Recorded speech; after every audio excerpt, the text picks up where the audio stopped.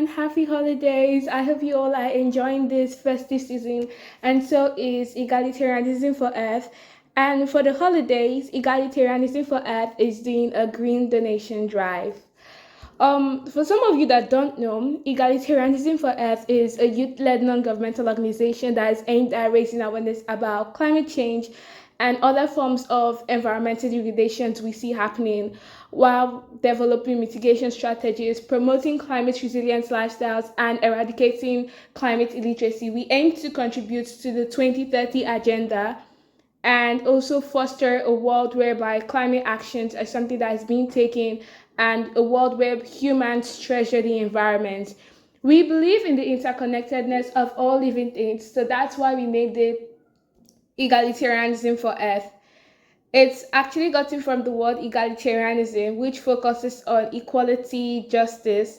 So we thought that we cannot achieve any form of social justice without tackling the problem of environmental injustice. And the earth, Mother Nature, really needs justice. So all human beings, all living things, we're all equal and interconnected. We also value children involvement in matters pertaining sustainability. And throughout this year, we've been focusing on the Children for Climate Initiative, which is all about empowering young children to be eco stewards, eco champions, empower them with the right tips and knowledge they need to contribute to the 2030 agenda and also make an impactful difference in the world whereby they aren't involved in trivial matters that relate to sustainability. We've also been hosting workshops, creating animations, driving a petition for children climate education something compulsory in schools, also writing open letters, and we really recently started the volunteer program, which will be putting the link to that in the comment section. So this year has been a bit hectic for some of us in different parts of the world, and we can say that, well, we've actually experienced one form of environmental degradation or the other. And natural disasters have been something that has occurred in different places around the world. Here in River State, we actually had heat waves that were severe. There was also floods in the coastal regions of the states that actually affected lots of lives, displaced many people. And this was something that everybody was so concerned about.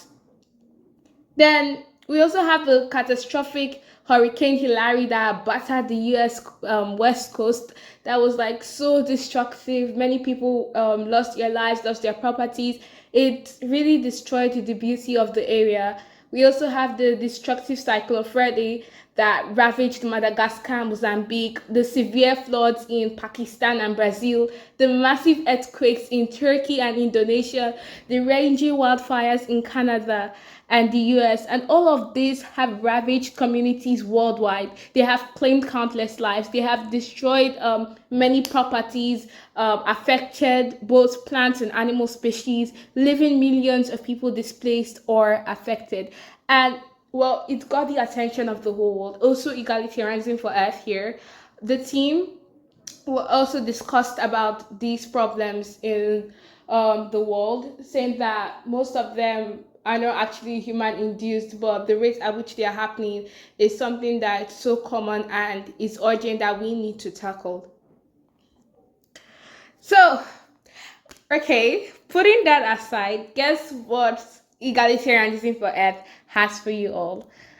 It's something special and it's for kids, and it's also a way we're trying to contribute to mitigating these problems, and it also has a theme of natural disasters. Okay, let's go to the next slide. Okay, so we developed the Kids Emergency Guide.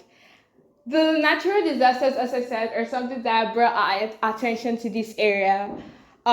We could see that most children are also very vulnerable in this situation. Most children, they don't know what to do. Most children lost their lives, that kind of thing.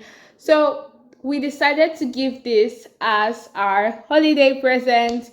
We present to you the Kids Emergency Guide, which is a valuable resource that we created designed to help children understand and navigate natural disasters.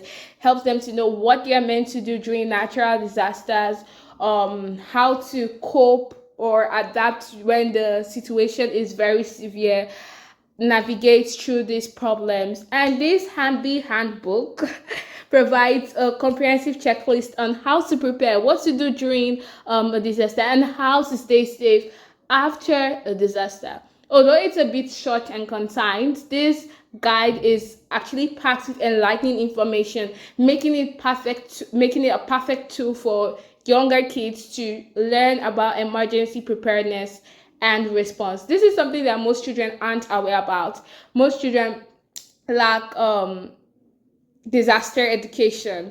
So this is actually the gift we have for kids during this holiday period. And it's not actually those kind of long, boring handbooks. There are lots of activities. So let's go deep into the handbook first. Okay, so this is how it looks like. We made it very catchy with lots of pictures, lots of elements. We didn't just make it so wordy because we want to capture the attention of the children. So the Kids Emergency Handbook entails a comprehensive outline to help the young readers understand and navigate natural disasters, as said. So the handbook is structured into these 4 key sections, but we have other sections, which is like understanding natural disasters. In this section, we made it sure that the children get to know more about things like heat waves, hurricanes, thunderstorms, earthquakes, different natural disasters, their causes and the effects, their signs, how to know if an earthquake is happening or a thunderstorm or heat waves or flood. Then we looked at how to prepare, developing this checklist, the things that they need to have, things that they should avoid, those kind of things. Tips on how to prepare for the disasters, including creating a family emergency plan and assembling an emergency kit. We also wrote things that they should need and have. And we also had, my favorite chapter was actually preparing this how to prepare section of the checklist. We got this list of items like, let's say, flashlights, first aid kit, food, etc. Then for the next section, we looked at staying safe during a disaster. They've learned what the natural disaster is. They've learned how to prepare for it. So what if the disaster actually occurs? So this section offers a guidance on what to do during a disaster, including how to evacuate, seek shelter, avoid hazards, things they should do and things they should not do, such as maybe going to electricity, running far, that kind of thing. And the last section, we looked at what to do after a disaster. So this section actually provides them with advice on how to assess damage, provide aid, start the recovery process after a disaster, and then we have the conclusion. So it's actually a very interesting and enlightening handbook, and I actually wish I had something like this earlier, but no time to worry, because this holiday present is actually something fun that we've prepared for you all. So I know you're wondering why children should be aware on what to do during disasters, like natural disasters. And the thing is that children should be aware of what to do in natural disasters because it helps to keep them safe, especially like, let's say that there are no adults around that area or the child is lost and the natural disaster occurs. And I think that children should also be aware about their health and well-being, how to keep safe. We know that the adults should advocate for their eco rights, but they should also be involved, play a part when it comes to taking care of their well-being. And taking care of their well-being also includes disaster education, what to do during a natural disaster.